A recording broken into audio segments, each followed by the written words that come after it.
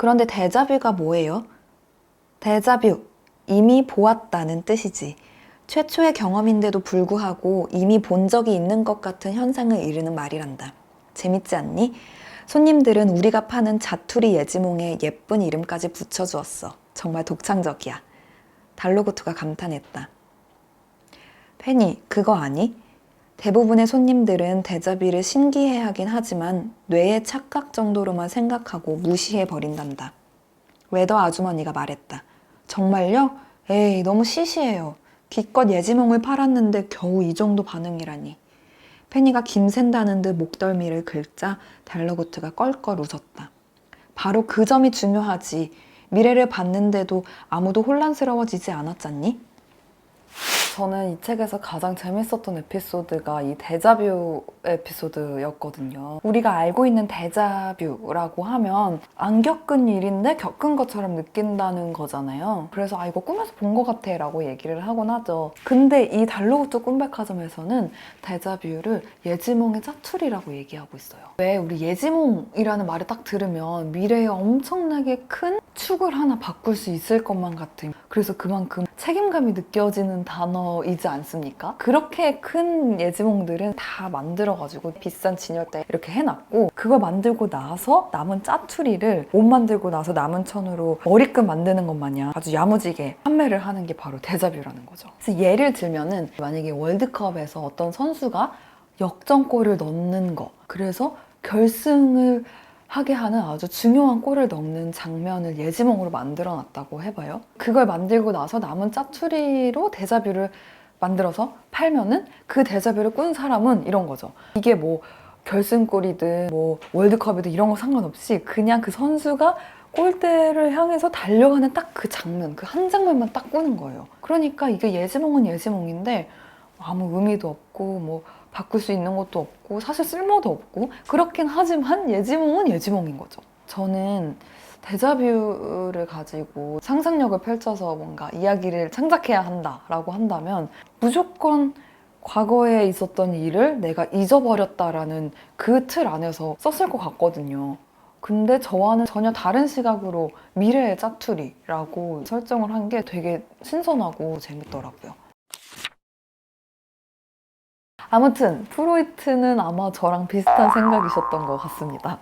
우리 외에 사람의 뇌는 엄청 똑똑한데 그거를 우리가 5%, 10% 정도밖에 못 쓰는 거다라는 얘기 있었잖아요. 근데 프로이트도 이 비슷한 말을 했었더라고요.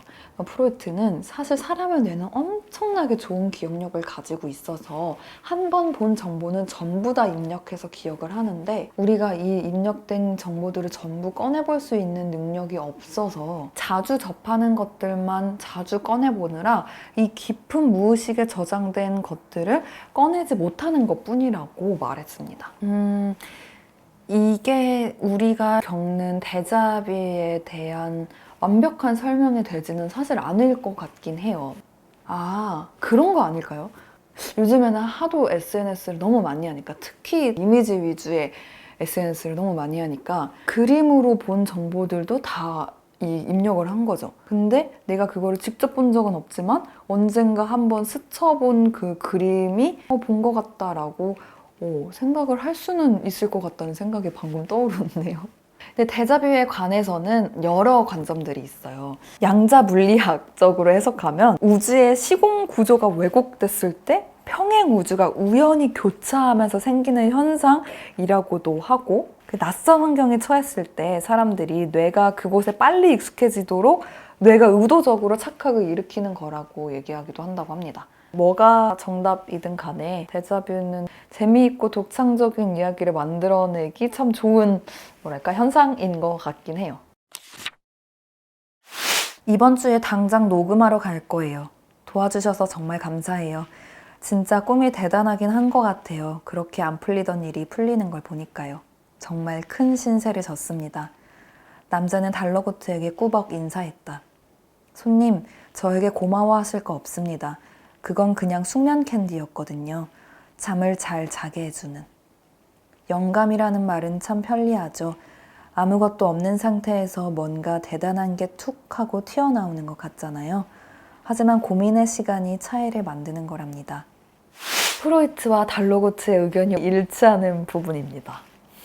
영감 에피소드의 주인공은 29살의 가수 지망생이에요. 근데 대형 기획사에서 오디션 제안을 받아서 이 자작곡을 준비하고 있는데 오디션 날짜는 다가오는데 너무 마음에 드는 곡이 너무 안 나오는 거죠. 그래서 너무 괴로운 나머지 이 꿈백화점에 와서 제발 영감을 주는 꿈을 꾸게 해달라고 얘기합니다. 근데 페니가 우리는 그런 꿈 안 판다. 없어요 없어요 이렇게 하고 있는데 달로구트가 딱 와가지고 뭐가 필요하세요 손님? 이렇게 한 거예요. 그래서 막 남자가 사정을 얘기하니까 달로구트가 뭘 줘요. 뭘 주긴 줘요.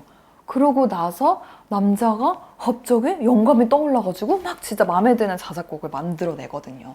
그 다음날 남자가 꿈백화점에 와서 감사 인사를 하는 장면이에요. 근데 달로구트가 이렇게 얘기를 한 거죠. 그거 꿈 아니고 그냥 숙면 캔디였다고. 왜 우리도 한 번씩 그런 경험 있잖아요. 너무너무 어떤 일이 안 풀리고 스트레스 받고 머리 아프고 이럴 때는 그 일에 더 집중하고 매진하는 것보다 아예 거기서 탁 손을 놔버리고 하루 놀러 가거나 하루 푹 자버리거나 이러면은 오히려 좋은 아이디어가 탁탁 떠오르고 막 이럴 때 이 남자도 바로 그런 경험을 했던 거죠. 바로 여기서 아까 그 지정학설 얘기할 때 의식이랑 무의식 사이에 전의식이 있다고 했잖아요. 이거를 이따가 얘기한다고 했었죠. 바로 지금 이 전의식으로 이 영감을 설명할 수 있을 것 같아요. 그 지정학설이 사람의 정신을 지정학에 빗대어서 얘기를 한 건데 왜 빙하도 그렇고 나무도 그렇죠. 눈에 보이는 것보다 그 뿌리, 그 밑에 박혀있는 게 훨씬 더 넓고 깊고 크잖아요. 그래서 이 빙하처럼 눈에 보이는 영역이 의식이고 눈에 안 보이는 아주 큰 영역이 무의식이라고 한다면 왜 그 물가에 바위가 이렇게 찰랑찰랑 하듯이 파도가 높으면 물에 잠기고 파도가 잔잔하면 물 밖으로 모습이 드러나잖아요. 그런 얇은 층이 바로 전의식이라고 하는 건데 잠겨 있기는 하지만 조금만 건드려주면 맞다 그거라고 떠오를 수 있는 것들이 잠겨 있는 게 바로 전의식인 거죠. 그래서 왜 그런 거 있잖아요. 왜 그 단발머리에 까만색 머리고 키는 얼마 많고 눈 크고 이렇게 얘기하면 누구더라 하다가 그 사람? 이렇게 떠오를 때 많죠. 그게 다 전의식에 저장되어 있는 기억들인 거거든요. 그래서 이 남자가 겪은 것처럼 이 영감이라는 것도 어느 날 갑자기 하늘에서 바닥 내려오는 그런 게 아니라 내 안에 이미 이 전의식 영역에서 찰랑찰랑 되고 있다가 달로거트 말처럼 뭐 푹 쉬고 컨디션 좋고 좀 이런저런 것들에 의해서 건드려져서 의식 영역으로 푹 튀어나오게 된 나의 아이디어라는 거죠. 이렇게 꿈에 대해서 이야기를 나눠봤는데요. 그래도 이 설명만으로 절대로 이해가 설명이 되지 않는 꿈이 있습니다. 프로이트의 말대로 꿈이 소원 성취가 목적이라면 그리고 달로거트 꿈백화점에서처럼 꿈이 신이 그려놓은 쉼표라면 악몽은 꾸면 안 되는 거잖아요? 지금까지의 설명만으로는 프로이트도 달로구트도 설명할 수 없는 악몽에 대한 이야기를 해보려고 합니다. 여기 재입대한 꿈을 꾼 사람들만 몇 명인지 아세요? 대체 이런 꿈은 왜 파는 거예요? 오 손님, 죄송하지만 그냥 악몽과는 다르답니다. 물론 저희도 열대야에 지친 손님들께 유령이나 귀신이 나오는 악몽을 조금씩 팔긴 하지만 그건 어디까지나 피서 차원의 이벤트죠. 여러분이 구입하신 상품은 그저 그런 악몽이 아니에요. 정식 명칭은 트라우마 극복을 위한 꿈입니다. 가장 힘들었던 시절은 거꾸로 생각하면 온 힘을 다해 어려움을 헤쳐나가던 때일지도 모르죠. 이미 지나온 이상 어떻게 생각하느냐에 따라 달라지는 법이랍니다. 그런 시간을 지나 이렇게 건재하게 살고 있다는 것이야말로 손님들께서 강하다는 증거 아니겠습니까? 일단 말이죠. 저는 개인적으로 가장 재미없던 에피소드가 바로 이 악몽이었어요. 아니, 아까 나온 그 구절처럼 꿈에서까지 그렇게 뭘 극복하고 뭐 교훈을 얻고 이래야 하는지 좀 답답하다는 느낌이 들더라고요. 아니, 다른 것도 아니고 좀 꿈인데 거기서만큼 좀 나쁘면 안 되나? 좀 그러면서 다음날 좀뭐 활기도 생기고 그렇지 않을까. 그리고 뭐 그저 그런 악몽이 아니라고 했지만 옛날에 있었던 안 좋은 일을 꿈으로 다시 꾸면 아, 내가 그런 시절을 지나왔었지 라고 생각하는 것보다 진짜 꿈이네, 진짜 다행이다, 이렇게 되는 경우가 더 많지 않을까 싶고요. 트라우마 극복이다 라는 건 좀 억지스럽다라는 생각을 좀 했습니다. 이 작가님이 이 꿈을 파는데, 꿈을 판다고 해야 되는데 그럼 악몽은 왜 팔지? 라는 고민을 하시다가 이렇게 어쩔 수 없이 교훈적으로 쓰신 것이 아닐까라고 혼자서 좀 추측을 해봅니다. 프로이트도 악몽은 어떻게 설명하지? 라는 생각을 했던 것 같아요. 왜냐면 원래 주장하던 꿈 이론을 무려 수정을 하게 되거든요. 결론적으로 얘기하면 자신에게 벌을 내리기 위해서 꾸는 게 악몽이라고 했어요. 자신한테 벌을 주는 건데 무의식에서 욕망이 출현한다, 이렇게는 설명이 안 되잖아요. 그래서 꿈 이론을 수정을 합니다.